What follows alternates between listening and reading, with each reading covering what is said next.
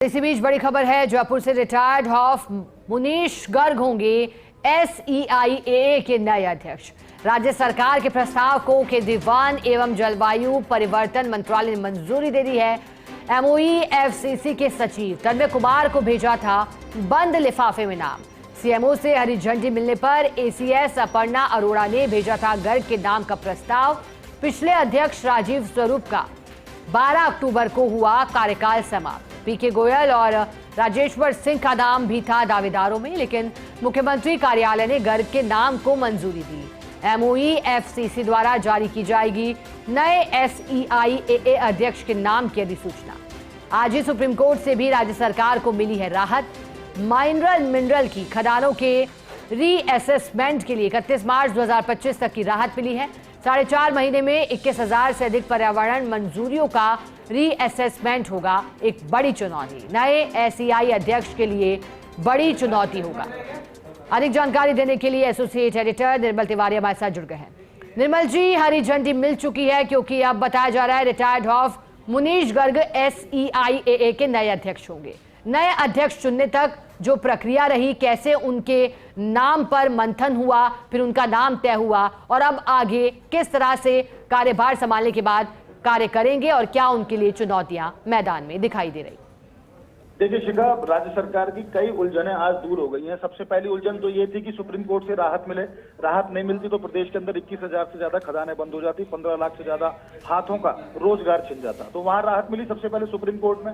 और दूसरा आज खास बात यह है कि इसी से जुड़ा हुआ मामला, क्योंकि जो सिया जो है स्टेट लेवल जो असेसमेंट जो कमेटी बनी हुई है, उस कमेटी का कार्यकाल जो पिछला कार्यकाल था वो 12 अक्टूबर को पूरा हो गया था। राजीव स्वरूप अध्यक्ष थे, उनका कार्यकाल 3 वर्ष का जो कार्यकाल था वो समाप्त हो गया था।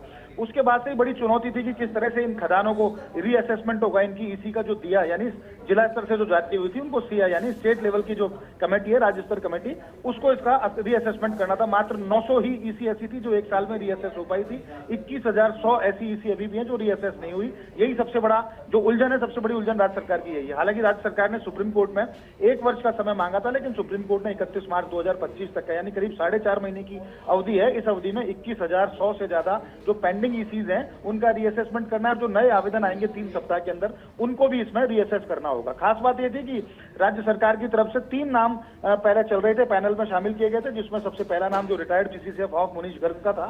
मुनीश गर्ग के अलावा 2 नाम और थे, जिसमें राजेश्वर सिंह का भी नाम इसमें शामिल था और PK गोयल का भी नाम शामिल था।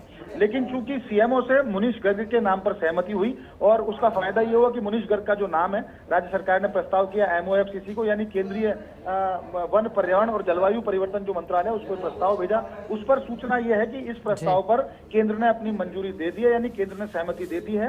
अब केंद्रीय वन पर्यावरण और जलवायु परिवर्तन मंत्रालय आज या कल में इसकी अधिसूचना जारी कर देगा। उसके बाद प्रदेश के अंदर जो नई सिया है यानी कि जो स्टेट लेवल एम्पावर्ड असेसमेंट जो अथॉरिटी है, वो अथॉरिटी अपना काम शुरू कर देगी। सबसे बड़ी चुनौती यही है शिखा, देखिए कि जो काम एक साल में मात्र 900 EC दे पाई थी, सिया रीअसेस कर पाई थी, वो उनको 4.5 महीने में उसी सिया को 21,000 से ज्यादा ECs को रीअसेस करना बहुत बड़ी चुनौती है। लेकिन चूंकि 2 नए सैक का गठन हो गया था और उसके बाद कोशिश की जाएगी कि इन 4.5 महीनों के अंदर क्लस्टर बनाया जाए ECs का, या कोई ऐसा फार्मूला इजाद किया जाए जिससे उनका रीअसेसमेंट करके उसको NGT में फाइल करना होगा।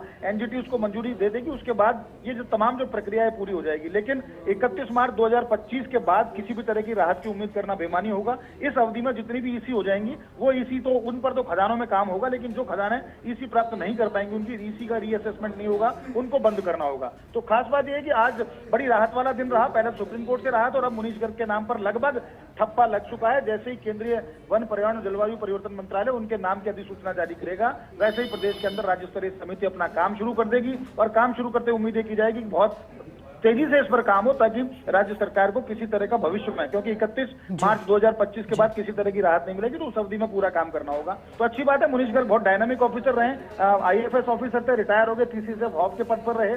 उनके भाई भी उत्तर प्रदेश के अंदर PCCF हॉफ के पद पर रहे, तो उनको एक लंबा प्रशासनिक अनुभव है। माना जा रहा है कि उनके प्रशासनिक अनुभव का लाभ राज्य सरकार को मिलेगा और ये तमाम जो प्रक्रिया है EC जारी करने की, वो प्रक्रिया पूरी की जाएंगी। बिल्कुल निर्मल जी, आप सही कह रहे हैं। सिया के नए अध्यक्ष मिले हैं और अनुभव है तो अनुभव का लाभ भी मिलेगा। बहुत शुक्रिया आपका साथ जुड़ने के लिए, जानकारी के लिए।